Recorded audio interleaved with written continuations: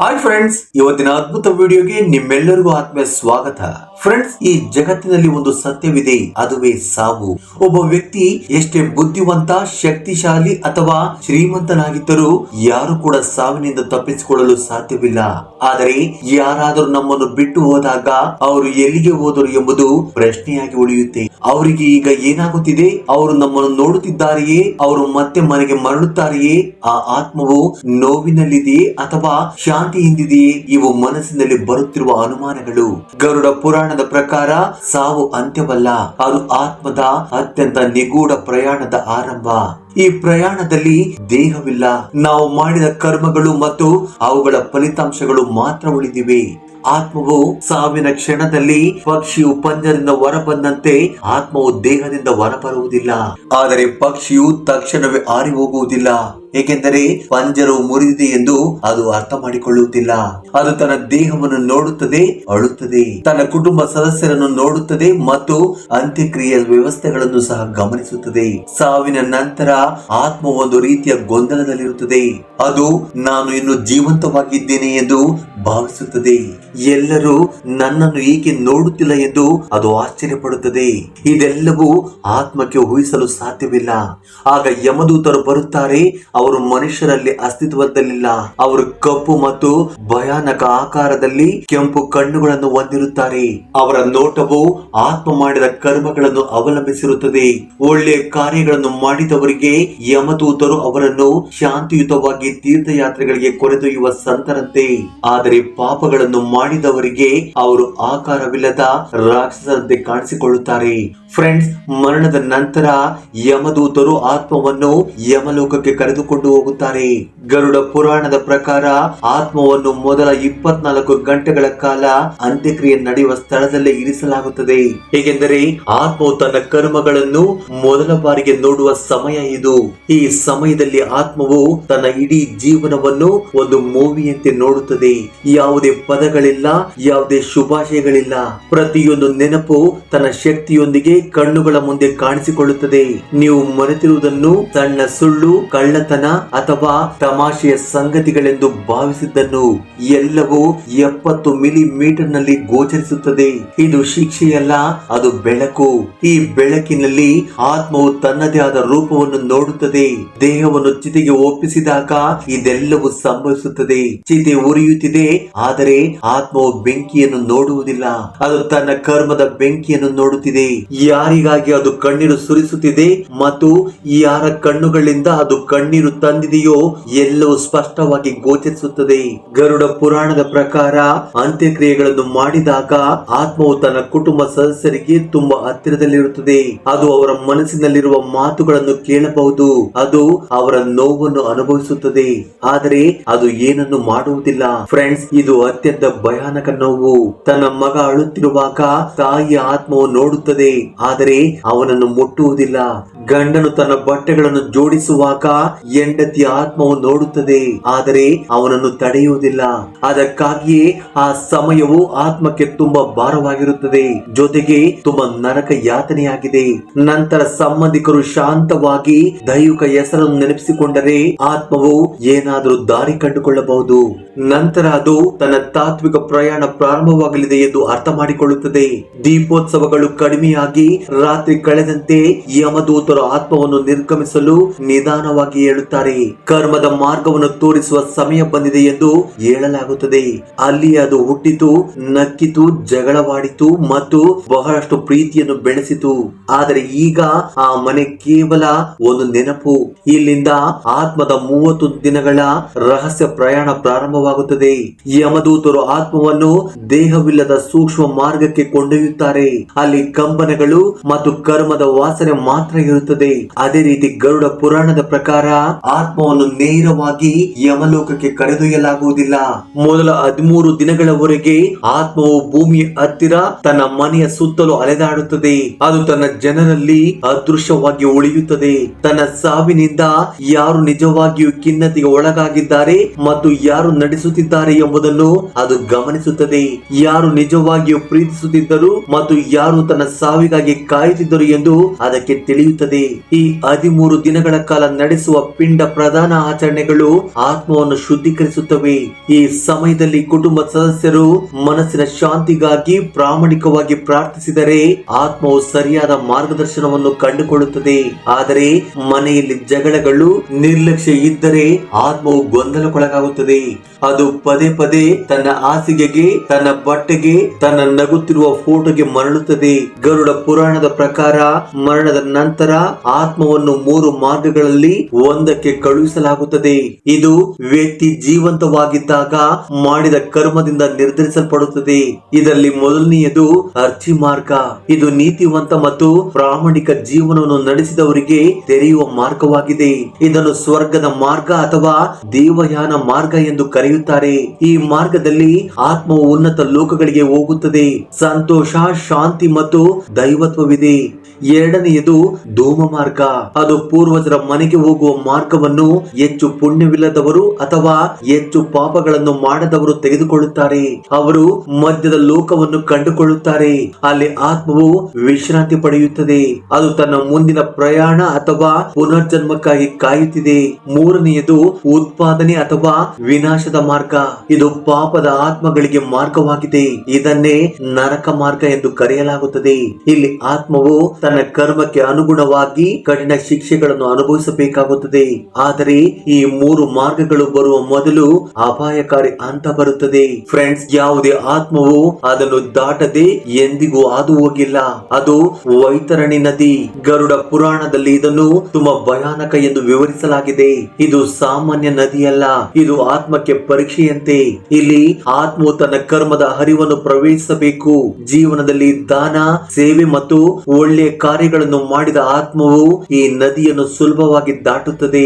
ಗಂಗಾ ನದಿಯಲ್ಲಿ ಸ್ನಾನ ಮಾಡುವ ಸಂತನಷ್ಟೇ ಸುಲಭ. ಆದರೆ ಅನ್ಯಾಯ, ದುರಾಸೆ, ಹಿಂಸೆ ಮತ್ತು ವಂಚನೆ ಮಾಡಿದ ಆತ್ಮಗಳು ಆ ನದಿಯಲ್ಲಿ ಸಿಲುಕಿಕೊಳ್ಳುತ್ತವೆ. ಪಾಪಿಗಳ ದೃಷ್ಟಿಯಲ್ಲಿ ವೈತರಣಿ ನದಿಯು ರಕ್ತ, ಮಣ್ಣು ಮತ್ತು ಕೀಟಗಳಿಂದ ತುಂಬಿದಂತೆ ಕಾಣುತ್ತದೆ. ಆ ನೀರಿನಲ್ಲಿ ಹಸಿದ ಮೊಸಳೆಗಳು, ಉಗ್ರ ಹಾವುಗಳು ಮತ್ತು ಕಣ್ಣುಗಳಲ್ಲಿ ಬೆಂಕಿಯನ್ನು ಹೊಂದಿರುವ ವಿಚಿತ್ರ ಜೀವಿಗಳು ಶಪಿಸುತ್ತವೆ. ನೀವು ವೈತರಣಿಗೆ ಕಾಲಿಟ್ಟಾಗ 12 ಪಟ್ಟು ಸೂರ್ಯನಷ್ಟು ಬಲವಾದ ಬೆಂಕಿ ಇರುತ್ತದೆ. ಅದು ಕಿರುಚುತ್ತದೆ, ಆದರೆ ಯಾರು ಅದನ್ನು ಕೇಳುವುದಿಲ್ಲ. ಆತ್ಮಕ್ಕೆ ದೇಹವಿಲ್ಲ, ಅದಕ್ಕೆ ನೆನಪು ಮಾತ್ರ ಇರುತ್ತದೆ. ಆದರೆ ನದಿಯ ಅಲೆಗಳು ಆ ಜ್ಞಾನವನ್ನು ಕಿತ್ತು ಆತ್ಮವನ್ನು ಎಳೆಯುತ್ತವೆ. ಅದಕ್ಕಾಗಿ ಗರುಡ ಪುರಾಣವು ತಮ್ಮ ಜೀವನದಲ್ಲಿ ಗೋದಾನ ಮತ್ತು ಅನ್ನದಾನವನ್ನು ಪೂರೈಸುವುದು ಎಷ್ಟು ಮುಖ್ಯ ಎಂದು ಹೇಳುತ್ತದೆ. ಇವು ನದಿಯನ್ನು ದಾಟುವ ದೋಣಿಗಳು. ಆತ್ಮವು ವೈತರಾಣಿಯನ್ನು ದಾಟಲು ನಿರ್ವಹಿಸಿದರೆ ಅದು ಯಮಧರ್ಮರಾಜನ ಸಭೆ ನಡೆಸುವ ದ್ವಾರವನ್ನು ತಲುಪುತ್ತದೆ. ಇದು ಸಾಮಾನ್ಯ ದ್ವಾರವಲ್ಲ, ಇದು ಆತ್ಮದ ವೇಗ ನಿಲ್ಲುವ ಶಕ್ತಿಯ ಕ್ಷೇತ್ರವಾಗಿದೆ. ಎದುರುಗಡೆ ಭಾರವಾದ ಕಟ್ಟಡವು ಕಂಡುಬರುತ್ತದೆ. ಇದರ ಕಂಬಗಳು ಸಮಯ ಕರ್ಮದ ಸಂಕೇತಗಳಾಗಿವೆ. ಇಲ್ಲಿಯೇ ಆತ್ಮದ ನಿಜವಾದ ಮೌಲ್ಯಮಾಪನ ನಡೆಯುತ್ತದೆ. ಯಮಧರ್ಮರಾಜ ಕೇವಲ ನ್ಯಾಯಾಧೀಶನಲ್ಲ, ಅವನು ಧರ್ಮದ ಸಾಕಾರ, ಅವನು ಚಿಂತಕ, ಕರುಣಾಮಯಿ ವ್ಯಕ್ತಿ. ಅವನ ನೋಟವು ಪ್ರಕಾಶಮಾನವಾಗಿದೆ. ಅವನು ರಾಕ್ಷಸನಂತೆ ಬೆದರಿಸುವವನಲ್ಲ, ಅವನು ಶಾಂತ ಮತ್ತು ಗಂಭೀರ. ಆತ್ಮದ ಮನಸ್ಸಿನಲ್ಲಿರುವುದನ್ನು ಓದುವಂತೆ. ಅವನು ಆತ್ಮವನ್ನು ತನ್ನ ಮುಂದೆ ತಂದಾಗ ಅದು ಒಂಟಿಯಾಗಿರುವುದಿಲ್ಲ. ಚಿತ್ರಗುಪ್ತ ಅಲ್ಲಿದ್ದಾನೆ. ಆತ್ಮದಿಂದ ಮಾಡಲ್ಪಟ್ಟ ಪ್ರತಿಯೊಂದು ಮರವು ಅವನಲ್ಲಿದೆ. ಅವನ ಪುಸ್ತಕವು ಸಾಮಾನ್ಯವಲ್ಲ, ಅದು ವ್ಯಕ್ತಿಯ ಆಲೋಚನೆಗಳನ್ನು ಸಹ ದಾಖಲಿಸುತ್ತದೆ. ನೀವು ನಿಮ್ಮ ಮನಸ್ಸಿನಲ್ಲಿ ಯೋಚಿಸುವ ಮತ್ತು ಜೋರಾಗಿ ಹೇಳದ ಅನೇಕ ವಿಷಯಗಳನ್ನು ಅಲ್ಲಿ ಎಣಿಸಲಾಗುತ್ತದೆ. ಚಿತ್ರಗುಪ್ತನು ಯಮಧರ್ಮರಾಜನ ಮುಂದೆ ಆತ್ಮದ ಸಂಪೂರ್ಣ ಜೀವನವನ್ನು ತೆರೆಯುತ್ತಾನೆ. ಒಬ್ಬ ಅಪರಾಧಿ ತನ್ನ ತಪ್ಪನ್ನು ಒಪ್ಪಿಕೊಳ್ಳುವಂತೆಯೇ ಆತ್ಮವು ತನ್ನ ಜೀವನವನ್ನು ನೋಡುತ್ತದೆ ಮತ್ತು ತೀರ್ಪಿಗಾಗಿ ಕಾಯುತ್ತದೆ. ಪಾಪಗಳು ಮತ್ತು ಪುಣ್ಯಗಳ ಎಣಿಕೆ ಇಲ್ಲ, ಅದು ಆಳದಲ್ಲಿದೆ. ಒಬ್ಬ ವ್ಯಕ್ತಿಯು ಹಸಿದ ವ್ಯಕ್ತಿಗೆ ಒಮ್ಮೆ ಪ್ರೀತಿಯಿಂದ ಆಹಾರವನ್ನು ನೀಡಿದರೆ ಆ ಒಂದು ಪುಣ್ಯವು 1000 ಪಾಪಗಳನ್ನು ತೊಳೆಯುತ್ತದೆ. ಇನ್ನೊಬ್ಬ ವ್ಯಕ್ತಿಯು ಪ್ರತಿದಿನ ದುರಂಕಾರದಿಂದ ಪೂಜೆಗಳನ್ನು ಮಾಡಿದರೆ ಆ ಪೂಜೆಗಳು ಫಲಪ್ರದವಾಗುವುದಿಲ್ಲ. ಅಲ್ಲಿ ಮೋಸದ ವಾದಗಳು ಕೆಲಸ ಮಾಡುವುದಿಲ್ಲ. ಸತ್ಯ ಮಾತ್ರ ಅಂತಿಮವಾಗಿ ಆತ್ಮವನ್ನು ಎಲ್ಲಿಗೆ ಕಳುಹಿಸಬೇಕೆಂದು ನಿರ್ಧರಿಸುತ್ತದೆ, ಅದು ಸ್ವರ್ಗಕ್ಕೋ ಅಥವಾ ನರಕಕ್ಕೋ ಎಂದು. ಆತ್ಮವು ಮಹಾನ್ ಪುಣ್ಯ ಕಾರ್ಯಗಳನ್ನು ಮಾಡಿದ್ದರೆ ಯಮಧರ್ಮರಾಜ ಸ್ವತಃ ಎದ್ದು ನಿಲ್ಲುತ್ತಾನೆ. ಆ ವ್ಯಕ್ತಿ ದೇವರುಗಳೊಂದಿಗೆ ಸ್ವರ್ಗದ ದ್ವಾರಗಳಿಗೆ ಹೋಗುತ್ತಾನೆ. ಅಲ್ಲಿ ಆತ್ಮವು ದೈವಿಕ ಬೆಳಕಿನೊಂದಿಗೆ ವಿಲೀನಗೊಳ್ಳುತ್ತದೆ. ಆದರೆ ಆ ವ್ಯಕ್ತಿ ಪಾಪಗಳಿಂದ ತುಂಬಿದ ಜೀವನವನ್ನು ನಡೆಸಿದ್ದರೆ ನರಕದ ದ್ವಾರಗಳು ಅವರ ಮುಂದೆ ತೆರೆದುಕೊಳ್ಳುತ್ತವೆ. ಗರುಡ ಪುರಾಣದ ಪ್ರಕಾರ ನರಕವು ಒಂದೇ ಸ್ಥಳವಲ್ಲ, ಅನೇಕ ಲೋಕಗಳಿವೆ. ಪ್ರತಿಯೊಂದು ನಿರ್ದಿಷ್ಟ ಪಾಪಕ್ಕೂ ತನ್ನದೇ ಆದ ಕಠಿಣ ಶಿಕ್ಷೆ ಇದೆ. ಫ್ರೆಂಡ್ಸ್, ಈಗ ಅವರು ಯಾವುದೇ ಪಾಪ ಮಾಡಿದರೂ ಆತ್ಮವನ್ನು ಯಾವ ನರಕಕ್ಕೆ ಕಳುಹಿಸಲಾಗುತ್ತದೆ ಎಂಬುದನ್ನು ಈಗ ತಿಳಿದುಕೊಳ್ಳಿ. ಮೊದಲನೆಯದು ತಮಿಸ್ತ್ರ ನರಕ. ದಾಯಾದಿಗಳ ಆಸ್ತಿಯನ್ನು ಕದ್ದ ಸಹೋದರರು ಮತ್ತು ಮಹಿಳೆಯರನ್ನು ವಂಚಿಸಿದವರು ಇಲ್ಲಿಗೆ ಬರುತ್ತಾರೆ. ಇಲ್ಲಿ ಆತ್ಮವನ್ನು ಕಬ್ಬಿಣದ ಸರಪಳಿಗಳಿಂದ ಕಟ್ಟಿ ಕತ್ತಲೆಯಲ್ಲಿ ಎಸೆಯಲಾಗುತ್ತದೆ. ಅಲ್ಲಿ ಸಮಯ, ಧ್ವನಿ ಮತ್ತು ಪ್ರಜ್ಞೆ ಎಲ್ಲವೂ ಸಾಯುತ್ತದೆ. ಎರಡನೆಯದು ಕುರುಡುತನದ ಮಿಶ್ರಣ. ಇತರರನ್ನು, ವಿಶೇಷವಾಗಿ ಅವರ ಶಿಕ್ಷಕರು ಅಥವಾ ಸಂಗಾತಿಗಳನ್ನು ಸುಳ್ಳಿನಿಂದ ವಂಚನೆ ಮಾಡಿದವರು ಈ ನರಕಕ್ಕೆ ಹೋಗುತ್ತಾರೆ. ಇಲ್ಲಿ ಆತ್ಮವು ಯಾವಾಗಲೂ ಗೊಂದಲದ ಸ್ಥಿತಿಯಲ್ಲಿರುತ್ತದೆ. ಅದು ಪದೇ ಪದೇ ಕೆಳಗೆ ಬೀಳುತ್ತದೆ, ಒಡೆಯಲ್ಪಡುತ್ತದೆ ಮತ್ತು ಪ್ರಜ್ಞೆ ಕಳೆದುಕೊಳ್ಳುತ್ತದೆ. ಮೂರನೆಯದು ರೌರವ ನರಕ. ಇತರರನ್ನು ಹಿಂಸಿಸಿದವರು ಮತ್ತು ಪ್ರಾಣಿಗಳನ್ನು ನೋಯಿಸಿದವರು ಇಲ್ಲಿಗೆ ಬರುತ್ತಾರೆ. ಈ ನರಕದಲ್ಲಿ ಕುದಿಯುವ ಎಣ್ಣೆ ಮತ್ತು ಗಾಜಿನ ಚಿಪ್ಪುಗಳ ಬೆಂಕಿ ಇರುತ್ತದೆ. ಆತ್ಮವು ನೋವನ್ನು ತಿಳಿದ ನಂತರ ಅದು ತನ್ನ ಪ್ರಜ್ಞೆಯನ್ನು ಹಾಗೆ ಇಟ್ಟುಕೊಂಡು ಅದನ್ನು ಶಿಕ್ಷಿಸುತ್ತದೆ. ನಾಲ್ಕನೆಯದು ಕುಂಭಿಭಂಗ. ಮಾಂಸದ ರುಚಿಗಾಗಿ ಪ್ರಾಣಿಗಳನ್ನು ಕೊಲ್ಲುವವರು ಇಲ್ಲಿಗೆ ಬರುತ್ತಾರೆ. ಈ ನರಕದಲ್ಲಿ ಆತ್ಮವು ಸಂಪೂರ್ಣವಾಗಿ ಪ್ರಜ್ಞೆಯನ್ನು ಕಳೆದುಕೊಳ್ಳುವವರೆಗೆ ಕುದಿಯುವ ಎಣ್ಣೆಯಲ್ಲಿ ಪದೇ ಪದೇ ಮುಳುಗುತ್ತದೆ. ಐದನೆಯದು ಕಲಾಸೂತ್ರ ನರಕ. ತಮ್ಮ ಎತ್ತವರನ್ನು ನೋಯಿಸಿದವರು ಮತ್ತು ತಮ್ಮ ಹಿರಿಯರನ್ನು ಮತ್ತು ಶಿಕ್ಷಕರನ್ನು ಅವಮಾನಿಸಿದವರು ಇಲ್ಲಿಗೆ ಬರುತ್ತಾರೆ. ಇದು ಬೆಂಕಿಯಿಂದ ತುಂಬಿದೆ. ಇಲ್ಲಿ ಆತ್ಮವನ್ನು ಸುಡುವ ಕಬ್ಬಿಣದ ಮೇಲೆ ನಿಲ್ಲಿಸದೆ ಕರೆದೊಯ್ಯಲಾಗುತ್ತದೆ. ಆರನೇ ನರಕ ಹಸಿಪತ್ರವ. ಅಲ್ಲಿ ಧರ್ಮದ ಹೆಸರಿನಲ್ಲಿ ಜನರನ್ನು ಮೋಸಗೊಳಿಸುವ ಮತ್ತು ದಾರಿ ತಪ್ಪಿಸುವವರು ಬರುತ್ತಾರೆ. ಇದು ಅತ್ಯಂತ ಕಠಿಣವಾದ ನರಕ. ಇದು ಕತ್ತಿಗಳಂತ ಎಲೆಗಳನ್ನು ಹೊಂದಿರುವಂತದ್ದು. ಆ ಹೆಣ್ಣು ಓಡುವಾಗ ಆತ್ಮವು ಎಲೆಗಳಿಂದ ಹರಿದು ಹೋಗುತ್ತದೆ. ಫ್ರೆಂಡ್ಸ್, ಗರುಡ ಪುರಾಣದಲ್ಲಿ ಇಂತಹ 28ಕ್ಕೂ ಹೆಚ್ಚು ನರಕಗಳಿವೆ. ಇವೆಲ್ಲವೂ ಆತ್ಮದಲ್ಲಿನ ಕೆಲವು ದೋಷಗಳನ್ನು ಶುದ್ಧೀಕರಿಸಲು. ಆದರೆ ಈ ಶಿಕ್ಷೆಗಳು ಶಾಶ್ವತವಲ್ಲ. ಗರುಡ ಪುರಾಣವು ನರಕವು ಶುದ್ಧೀಕರಣ ಕೇಂದ್ರದಂತಿದೆ ಮತ್ತು ಪಾಪಗಳ ಫಲಿತಾಂಶಗಳನ್ನು ಅನುಭವಿಸಿದ ನಂತರ ಆತ್ಮವು ಮುಂದಿನ ಜನ್ಮಕ್ಕೆ ಸಿದ್ಧವಾಗುತ್ತದೆ ಎಂದು ಹೇಳುತ್ತದೆ. ಆತ್ಮವು ಮುಂದಿನ ಜನ್ಮದಲ್ಲಿ ಮನುಷ್ಯನಾಗಿ ಹುಟ್ಟುತ್ತದೆ ಅಥವಾ ಪ್ರಾಣಿ, ಪಕ್ಷಿ ಅಥವಾ ಮರವಾಗಿ ಹುಟ್ಟುತ್ತದೆ ಎಂಬ ಪ್ರಶ್ನೆ ಈಗ ಉದ್ಭವಿಸುತ್ತದೆ. ಇದಕ್ಕೆ ಉತ್ತರವೆಂದರೆ ಆತ್ಮದ ನಡವಳಿಕೆ. ಅದು ಮಾಡಿದ ಕರ್ಮಗಳು, ಸಂಸ್ಕಾರಗಳನ್ನು ಅವಲಂಬಿಸುತ್ತದೆ. ಸೃಷ್ಟಿಯಲ್ಲಿ 84 ಲಕ್ಷ ಜೀವಿಗಳಿವೆ ಎಂದು ಗರುಡ ಪುರಾಣ ಹೇಳುತ್ತದೆ. ಇದರಲ್ಲಿ ಮಾನವ ಜನ್ಮದಲ್ಲಿ ಮಾತ್ರ ಅವರಿಗೆ ತಮ್ಮ ಕರ್ಮಗಳನ್ನು ಸರಿಪಡಿಸಲು ಅವಕಾಶ, ಮೋಕ್ಷವನ್ನು ಪಡೆಯುವ ಹಕ್ಕು ಮತ್ತು ದೇವರನ್ನು ತಿಳಿದುಕೊಳ್ಳುವ ಶಕ್ತಿ ಇದೆ. ಉಳಿದವರೆಲ್ಲರೂ ತಮ್ಮ ಕರ್ಮದ ಫಲಗಳನ್ನು ಅನುಭವಿಸಲು ಮಾತ್ರ ಜನಿಸುತ್ತಾರೆ. ಇಲ್ಲಿ ಯೋಚಿಸುವ ಶಕ್ತಿ ಇಲ್ಲ. ನರಕದಲ್ಲಿ ಪಾಪಗಳನ್ನು ಅನುಭವಿಸಿದ ನಂತರ ಯಮದ ರಾಜ ಚಿತ್ರಗುಪ್ತನು ಆತ್ಮವು ಯಾವ ಜನ್ಮಕ್ಕೆ ಅರ್ಹವಾಗಿದೆ ಎಂದು ನಿರ್ಧರಿಸುತ್ತಾನೆ. ಆತ್ಮವು ಇನ್ನು ಕೆಲವು ಪುಣ್ಯಗಳನ್ನು ಹೊಂದಿದ್ದರೆ ಅಥವಾ ಹಿಂದಿನ ಜನ್ಮದಲ್ಲಿ ಏನಾದರೂ ಒಳ್ಳೆ ಕಾರ್ಯಗಳನ್ನು ಮಾಡಿದ್ದರೆ ಅದು ಮನುಷ್ಯನಾಗಿ ಮರುಜನ್ಮ ಪಡೆಯುತ್ತದೆ. ಆದರೆ ಸ್ವಾರ್ಥ, ಹಿಂಸೆ, ಆಸೆಗಳು ಮತ್ತು ಅಹಂಕಾರ ಇನ್ನು ಉಳಿದಿದ್ದರೆ ಆ ಗುಣಗಳನ್ನು ದೇಹಕ್ಕೆ ಕಳುಹಿಸಲಾಗುತ್ತದೆ. ಫ್ರೆಂಡ್ಸ್, ಕ್ರೌರ್ಯವನ್ನು ತೋರಿಸಿದವರು ಮಾಂಸಾಹಾರಿ ಪ್ರಾಣಿಗಳಾಗಿ ಮರುಜನ್ಮ ಪಡೆಯುತ್ತಾರೆ. ದುರಾಸೆಯುಳ್ಳವರು ಕೀಟಗಳು, ಇಲಿಗಳು ಅಥವಾ ಆಹಾರವನ್ನು ಬೇಟೆಯಾಡುವ ಪಕ್ಷಿಗಳಾಗುತ್ತಾರೆ. ಕಾಮದ ಜೀವನವನ್ನು ನಡೆಸಿದವರು ನಾಯಿಗಳು ಮತ್ತು ಹಂದಿಗಳಾಗಿ ಮರುಜನ್ಮ ಪಡೆಯುತ್ತಾರೆ. ಧರ್ಮ ಮತ್ತು ಗುರುವನ್ನು ಅವಮಾನಿಸಿದವರು ಕಲ್ಲುಗಳು, ಮರಗಳು ಅಥವಾ ನಿರ್ಜೀವ ವಸ್ತುಗಳಾಗುತ್ತಾರೆ. ಆದರೆ ಅವರು ನಿಜವಾದ ಹೃದಯದಿಂದ ಸೇವೆಯ ಪ್ರೀತಿಯನ್ನು ತೋರಿಸಿದ ನಂತರ ಅವರಿಗೆ ಮನುಷ್ಯನಾಗಿ ಮರುಜನ್ಮ ಪಡೆಯುವ ಅವಕಾಶವಿದೆ. ಗರುಡ ಪುರಾಣದ ಪ್ರಕಾರ ಕೆಲವು ಜನರಿಗೆ ನರಕದ ಭಯವಿರುವುದಿಲ್ಲ. ಶಿಕ್ಷೆಯನ್ನು ಅನುಭವಿಸುವುದು ಸಾಕು ಎಂದು ಅವರು ಭಾವಿಸುತ್ತಾರೆ. ಆದರೆ ನಿಜವಾದ ಭಯವೆಂದರೆ ಮಾರ್ಗವನ್ನು ಕಂಡುಕೊಳ್ಳುವುದರಲ್ಲಿದೆ. ಕೆಲವು ಆತ್ಮಗಳು ನರಕಕ್ಕೆ ಹೋಗಲು ಸಾಧ್ಯವಿಲ್ಲ ಮತ್ತು ಮರುಜನ್ಮ ಪಡೆಯದೆ ಮಧ್ಯದಲ್ಲಿ ಸಿಲುಕಿಕೊಳ್ಳುತ್ತವೆ. ಇವುಗಳನ್ನು ದೆವ್ವ, ರಾಕ್ಷಸ ಮತ್ತು ಮತ್ತು ಪ್ರೇತಗಳು ಎಂದು ಕರೆಯಲಾಗುತ್ತದೆ. ಇವು ದೇಹವನ್ನು ಬಿಡಲು ಸಾಧ್ಯವಿಲ್ಲ ಮತ್ತು ಹೊಸ ದೇಹವನ್ನು ಪಡೆಯಲು ಸಾಧ್ಯವಿಲ್ಲ. ಅತಿಯಾದ ಆಸೆಗಳು, ಕೋಪ ಅಥವಾ ಆಸ್ತಿ ಅಥವಾ ಮನೆಯ ಮೇಲಿನ ಮೋಹದಿಂದ ಸಾಯುವ ಜನರು ಈ ಸ್ಥಿತಿಯನ್ನು ಎದುರಿಸುತ್ತಾರೆ. ತಮ್ಮ ಆಸೆಗಳು ಈಡೇರದ ಕಾರಣ ಬಳಲುತ್ತಿರುವವರು ಅಪೂರ್ಣವಾಗಿ ಇರುತ್ತಾರೆ. ಅಂತ ಆತ್ಮಗಳು ಒಂದು ನಿರ್ದಿಷ್ಟ ದಿನ ಅಥವಾ ಒಂದು ನಿರ್ದಿಷ್ಟ ಸ್ಥಳದಲ್ಲಿ ಪದೇ ಪದೇ ಕಾಣಿಸಿಕೊಳ್ಳುತ್ತವೆ. ಅವರ ಬಂಧಗಳು ಮುರಿಯುವವರೆಗೆ ಆ ಆತ್ಮವು ಮರುಜನ್ಮ ಪಡೆಯಲು ಸಾಧ್ಯವಿಲ್ಲ. ಅದಕ್ಕಾಗಿಯೇ ಆತ್ಮವನ್ನು ಈ ಬಂಧಗಳಿಂದ ಮುಕ್ತಗೊಳಿಸಲು ಶರದ್ಧಂ, ತರ್ಪಣಂ ಮತ್ತು ಪಿಂಡ ಪ್ರದಾನವನ್ನು ಮಾಡಲಾಗುತ್ತದೆ. ಈ ವಿಶೇಷ ದಿನಗಳಲ್ಲಿ ಎಳ್ಳನ್ನು ಪವಿತ್ರ ನೀರಿನಿಂದ ತೊಳೆಯುವಾಗ ಆತ್ಮವು ದೈವಿಕ ಚಿಹ್ನೆಯನ್ನು ಪಡೆಯುತ್ತದೆ. ಅದು ಮುಂದುವರಿಯಬಹುದು ಎಂದು ಅರ್ಥ ಮಾಡಿಸಲಾಗುತ್ತದೆ. ನರಕದ ಯಾತನೆಗಳನ್ನು ಅನುಭವಿಸಿದ ನಂತರ, ಬಂಧಗಳನ್ನು ಮುರಿದು ಕರ್ಮ ಕಾರ್ಯಗಳನ್ನು ಪೂರ್ಣಗೊಳಿಸಿದ ನಂತರ ಆತ್ಮವು ತನ್ನ ಪುನರ್ಜನ್ಮಕ್ಕಾಗಿ ಗರ್ಭವನ್ನು ಪ್ರವೇಶ ಮಾಡುತ್ತದೆ. ಗರುಡ ಪುರಾಣದ ಪ್ರಕಾರ ಪುನರ್ಜನ್ಮವು ಶುದ್ಧ ಜ್ಞಾನ ಮತ್ತು ಅದೃಶ್ಯ ಶಕ್ತಿಯ ಸಂಯೋಜನೆಯಾಗಿದೆ. ಆತ್ಮವು ಗರ್ಭವನ್ನು ಆರಿಸಿಕೊಂಡಾಗ ಅದು ತನ್ನ ಪೋಷಕರನ್ನು ಮಾತ್ರ ಆರಿಸಿಕೊಳ್ಳುವುದಿಲ್ಲ, ಅದು ತನ್ನ ಮುಂದಿನ ಪಾಠವನ್ನು ಕಲಿಯುವ ಕರ್ಮ ಭೂಮಿಯನ್ನು ಸಹ ಆರಿಸಿಕೊಳ್ಳುತ್ತದೆ. ಆತ್ಮವು ತಾಯಿಯ ಗರ್ಭವನ್ನು ಪ್ರವೇಶ ಮಾಡಿದ ತಕ್ಷಣ ಅದು ತನ್ನ ಹಿಂದಿನ ಜನ್ಮವನ್ನು ಮರೆತು ಬಿಡುತ್ತದೆ, ಏಕೆಂದರೆ ಅದು ಮತ್ತೆ ಮಾಯೆ ವೇಷಕ್ಕೆ ಹೆಜ್ಜೆ ಹಾಕುತ್ತದೆ ಎಂದು. ಗರುಡ ಪುರಾಣದ ಪ್ರಕಾರ ಆತ್ಮವು ಗರ್ಭವನ್ನು ಪ್ರವೇಶ ಮಾಡಿದಾಗ ಅದು ದೇಹವನ್ನು ತೆಗೆದುಕೊಳ್ಳುವುದಿಲ್ಲ. ಅದು ತನ್ನ ಹಳೆಯ ಕರ್ಮಗಳು, ಅತೃಪ್ತ ಆಸೆಗಳು ಮತ್ತು ಸಂಪಾದಿಸಿದ ಗುಣಗಳನ್ನು ಸಹ ತರುತ್ತದೆ. ಆತ್ಮವು ಗರ್ಭವನ್ನು ಪ್ರವೇಶ ಮಾಡುವ ಮೊದಲ ಕ್ಷಣದಿಂದಲೇ ಈ ಜನ್ಮಕ್ಕೆ ಕಾರಣವನ್ನು ತಿಳಿದಿದೆ. ಆದರೆ ತಂದೆ ಯಾರು, ಅದರ ತಾಯಿ ಯಾರು ಮತ್ತು ಯಾವ ರೀತಿಯ ಸಂತೋಷ ಮತ್ತು ದುಃಖಗಳು ಅದಕ್ಕಾಗಿ ಕಾಯಿತಿವೆ ಎಂಬುದನ್ನು ಅದಕ್ಕೂ ಮೊದಲೇ ಅದು ತಿಳಿದಿದೆ. ಗರುಡ ಪುರಾಣದಲ್ಲಿ ಹೇಳಿರುವ ಪ್ರಕಾರ ಗರ್ಭದಲ್ಲಿರುವಾಗ ಆತ್ಮವು ಸಂಪೂರ್ಣವಾಗಿ ಜಾಗೃತವಾಗಿರುತ್ತದೆ. ಅದು ತಾಯಿಯ ಪ್ರತಿಯೊಂದು ಭಾವನೆಯನ್ನು ಅನುಭವಿಸುತ್ತದೆ. ತಾಯಿಯ ಭಯ, ಅವಳ ಪ್ರೀತಿ, ಅವಳು ತಿನ್ನುವ ಆಹಾರ, ಅವಳ ದೇಹದ ಉಷ್ಣತೆ ಎಲ್ಲವೂ ಆತ್ಮದ ಮೇಲೆ ಪರಿಣಾಮ ಬೀರುತ್ತದೆ. ಇದಲ್ಲದೆ ತಾಯಿ ಹೇಳುವ ಮಾತುಗಳು ಗರ್ಭದಲ್ಲಿರುವ ಆತ್ಮದ ಮೇಲೆ ಅಳಿಸಲಾಗದ ಮಚ್ಚೆಗಳಾಗಿ ಬೀಳುತ್ತವೆ.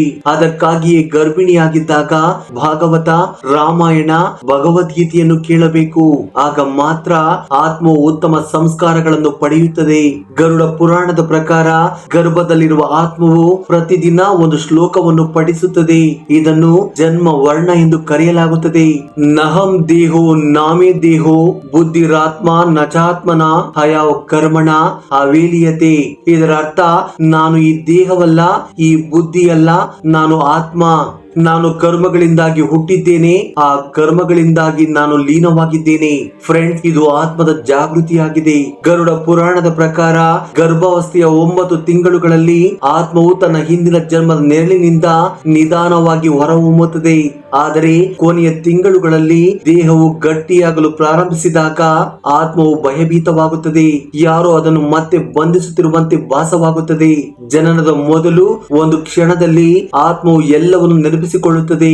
ತನ್ನ ಹಿಂದಿನ ಜನ್ಮದಲ್ಲಿ ತನ್ನ ಕೊನೆಯ ಉಸಿರಿನಲ್ಲಿ ಅನುಭವಿಸಿದ ನೋವು, ಅದು ಮಾಡಿದ ಒಳ್ಳೆಯ ಮತ್ತು ಕೆಟ್ಟ ಕಾರ್ಯಗಳು, ಅದರ ಎಲ್ಲ ಮುಖಗಳು ಒಮ್ಮೆಗೆ ಅದರ ಕಣ್ಣುಗಳ ಮುಂದೆ ಕಾಣಿಸಿಕೊಳ್ಳುತ್ತವೆ.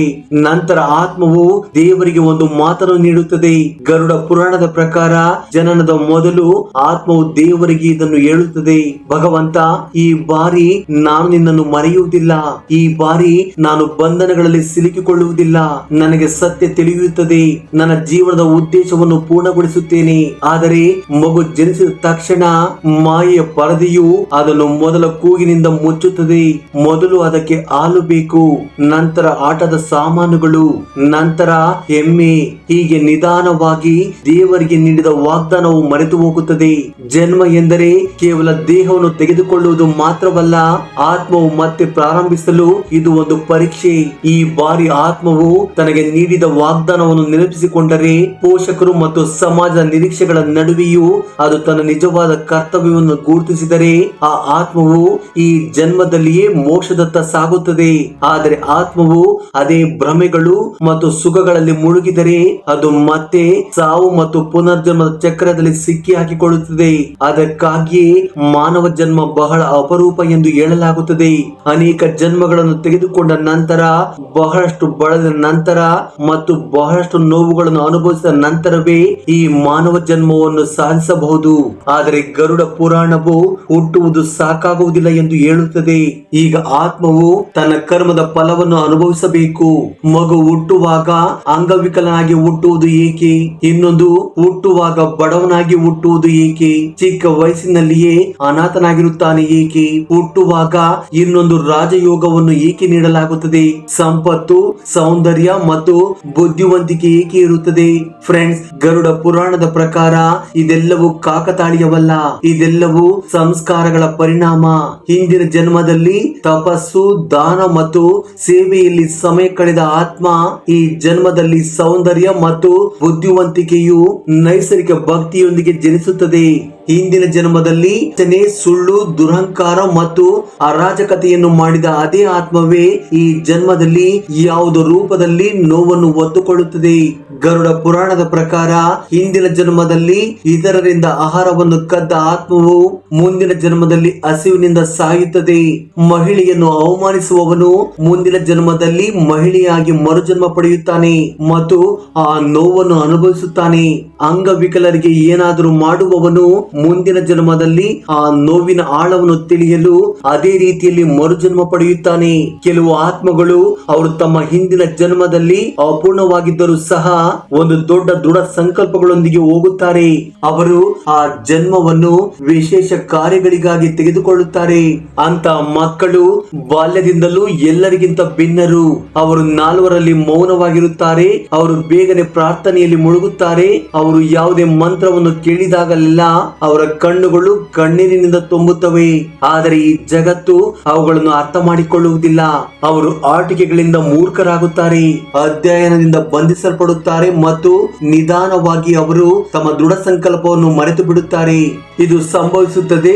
ಇದರಿಂದ ಅವರು ಮತ್ತೆ ತಮ್ಮೊಳಗೆ ಪ್ರಯಾಣವನ್ನು ಪ್ರಾರಂಭಿಸಬಹುದು. ಆದರೆ ದುರದೃಷ್ಟಕರ ವಿಷಯವೆಂದರೆ ಈ ರೀತಿಯಾಗಿ ಆತ್ಮಗಳು ಆ ನೋವಿನಿಂದ ಓಡಿ ಹೋಗುತ್ತವೆ. ನಾನು ಪಾಪ ಮಾಡಿದ್ದೇನೆ ಮತ್ತು ಈ ಜನ್ಮಕ್ಕೆ ಬಂದಿದ್ದೇನೆ ಎಂದು ಅವರು ದೂರುತ್ತಾರೆ. ಆದರೆ ಪ್ರತಿಯೊಂದು ಕಷ್ಟ, ಪ್ರತಿಯೊಂದು ಸಂತೋಷ, ಪ್ರತಿಯೊಂದು ಕ್ಷಣವನ್ನು ಆ ಆತ್ಮವೇ ಆರಿಸಿಕೊಂಡಿದೆ ಎಂದು ಅವರಿಗೆ ತಿಳಿದಿದ್ದರೆ ಅವರು ನಿಜವಾಗಿಯೂ ಆಶ್ಚರ್ಯಚಕಿತರಾಗುತ್ತಾರೆ. ಗರುಡ ಪುರಾಣದ ಪ್ರಕಾರ ಮೋಕ್ಷವು 3 ವಿಧಗಳಲ್ಲಿ ಸಾಧ್ಯ. ಒಂದು ಜ್ಞಾನದ ಮಾರ್ಗ. ಅಲ್ಲಿ ಆತ್ಮವು ದೇಹವಲ್ಲ ಎಂದು ಅರಿತುಕೊಳ್ಳುತ್ತದೆ.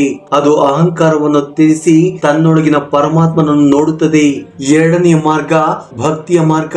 ಇಲ್ಲಿ ಆತ್ಮವು ಯಾವುದೇ ಸ್ವಾರ್ಥಿ ಆಸೆಗಳಿಲ್ಲದೆ ದೇವರನ್ನು ಪ್ರೀತಿಸುತ್ತದೆ. ಸ್ವಯಂ ಹೊರಟು ಹೋಗಿದೆ ಮತ್ತು ಸ್ವಯಂ ಉಳಿದಿದೆ. ಕರ್ಮದ 3 ಪಟ್ಟು ಮಾರ್ಗ. ಇಲ್ಲಿ ಮಾಡಿದ ಪ್ರತಿಯೊಂದು ಕೆಲಸವನ್ನು ದೇವರಿಗೆ ಅರ್ಪಿಸಲಾಗುತ್ತದೆ. ಅಂದರೆ ಎಲ್ಲವನ್ನು ಕೃಷ್ಣನಿಗೆ ಅರ್ಪಿಸಲಾಗುತ್ತದೆ. ಫಲಿತಾಂಶಕ್ಕಾಗಿ ಯಾವುದೇ ಭರವಸೆ ಇಲ್ಲ, ಗುರುತಿಸಿಕೊಳ್ಳುವ ಬಯಕೆ ಇಲ್ಲ. ಈ 3 ಮಾರ್ಗಗಳು ಆತ್ಮದಲ್ಲಿ ಭೇಟಿಯಾದಾಗ ಅದು ನಿಧಾನವಾಗಿ ಒಳಗಿನಿಂದ ಶುದ್ಧವಾಗುತ್ತದೆ. ಒಂದು ದಿನ ದೇಹವು ಬೀಳುತ್ತದೆ, ಆದರೆ ಆತ್ಮ ನಿಲ್ಲುವುದಿಲ್ಲ. ಯಮದೂತರು ಬರುವುದಿಲ್ಲ. ವೈತರಣಿ ನದಿಯನ್ನು ದಾಟುವ ಅಗತ್ಯವಿಲ್ಲ. ನರಕ, ಸ್ವರ್ಗ ಅಥವಾ ಪುನರ್ಜನ್ಮವಿಲ್ಲ. ಶಾಂತಿಯುತ ಬೆಳಕು ಮಾತ್ರ ಕಾಣಿಸಿಕೊಳ್ಳುತ್ತದೆ. ಗರುಡ ಪುರಾಣದ ಪ್ರಕಾರ ಮೋಕ್ಷ ಪಡೆದ ಆತ್ಮವನ್ನು ಕರೆದೊಯ್ಯಲು ದೇವತೆಗಳು ಬರುತ್ತಾರೆ. ಅವರು ಆತ್ಮವನ್ನು ಬ್ರಹ್ಮಲೋಕದ ಕಡೆಗೆ ಕರೆದೊಯ್ಯುತ್ತಾರೆ. ಯಾವುದೇ ಪ್ರಶ್ನೆಗಳಿಲ್ಲ, ತೀರ್ಪುಗಳಿಲ್ಲ, ನ್ಯಾಯವಿಲ್ಲ, ಮೌನ ಮಾತ್ರ. ಆ ಮೌನವನ್ನು ಶಾಸ್ತ್ರಗಳು ಶಿವ ಎಂದು ಕರೆಯುತ್ತವೆ. ಆತ್ಮವು ಸಾಗರಕ್ಕೆ ಬೀಳುವ ನೀರಿನ ಹನಿಯಂತೆ ಆ ಮೌನವನ್ನು ಪ್ರವೇಶ ಮಾಡುತ್ತದೆ. ಅದು ತನ್ನ ಅಸ್ತಿತ್ವವನ್ನು ಕಳೆದುಕೊಳ್ಳುವುದಿಲ್ಲ, ಆದರೆ ಸಂಪೂರ್ಣತೆಯಲ್ಲಿ ಲೀನವಾಗುತ್ತದೆ. ಗರುಡ ಪುರಾಣದ ಪ್ರಕಾರ ಅಂತ ಆತ್ಮಗಳು ಮತ್ತೆ ಹಿಂತಿರುಗುವುದಿಲ್ಲ, ಏಕೆಂದರೆ ಈ ಜಗತ್ತು ಒಂದು ನಾಟಕ ಎಂದು ಅವರು ಅರ್ಥ ಮಾಡಿಕೊಳ್ಳುತ್ತಾರೆ. ಈಗ ಆತ್ಮವು ಆ ನಾಟಕದಲ್ಲಿ ಒಂದು ಪಾತ್ರವಲ್ಲ, ಕೇವಲ ಸಾಕ್ಷಿಯಾಗಿದೆ. ಆದರೆ ಮೋಕ್ಷವನ್ನು ಪಡೆಯುವ ಆತ್ಮವು ವಿಶೇಷವಲ್ಲ. ಅದು ನಮ್ಮಲ್ಲಿ ಒಬ್ಬರು. ಒಮ್ಮೆ ಅಳುವವರು ಮಾತ್ರ, ಖಿನ್ನತೆಗೆ ಒಳಗಾದವರು ಮಾತ್ರ, ದಾರಿ ತಪ್ಪಿದವರು ಮಾತ್ರ. ಆದರೆ ಅಂತಿಮವಾಗಿ ತಮ್ಮೊಳಗಿನ ಆತ್ಮದ ಬೆಳಕನ್ನು ನೆನಪಿಸಿಕೊಳ್ಳುವವರು. ಆದ್ದರಿಂದ ಸಾವು ದೇಹದ ಅಂತ್ಯ ಮಾತ್ರ, ಅದು ಮತ್ತೆ ಆತ್ಮದ ಪ್ರಯಾಣದ ಆರಂಭ. ಈ ಪ್ರಯಾಣವು ವೈತರಣಿಯಿಂದ ಯಮಲೋಕದವರೆಗೆ ಮುಂದುವರಿಯುತ್ತದೆ. ಅದಾದ ನಂತರ ಪುನರ್ಜನ್ಮದ ಭಾಗ್ಯ ಮತ್ತೆ ಅದೇ ಆಗಿರುತ್ತದೆ. ಫ್ರೆಂಡ್ಸ್, ಆದ್ದರಿಂದ ನೀವು ಸಾಯುವ ಮೊದಲು ಕೆಲವು ಒಳ್ಳೆಯ ಕಾರ್ಯಗಳನ್ನು ಮಾಡಿ, ನಂತರ ಅವೆಲ್ಲವೂ ಎಣಿಕೆಯಾಗುತ್ತವೆ. ಫ್ರೆಂಡ್ಸ್, ಈ ವಿಡಿಯೋ ನಿಮ್ಗೆ ಇಷ್ಟವಾಗಿದ್ದರೆ ದಯವಿಟ್ಟು ಲೈಕ್ ಮಾಡಿ, ನಮ್ಮ ಚಾನಲ್ ಅನ್ನು ಸಬ್ಸ್ಕ್ರೈಬ್ ಮಾಡಿಕೊಳ್ಳಿ. ಧನ್ಯವಾದಗಳು. ಜೈ ಶ್ರೀ ಕೃಷ್ಣ ವಾಸುದೇವ.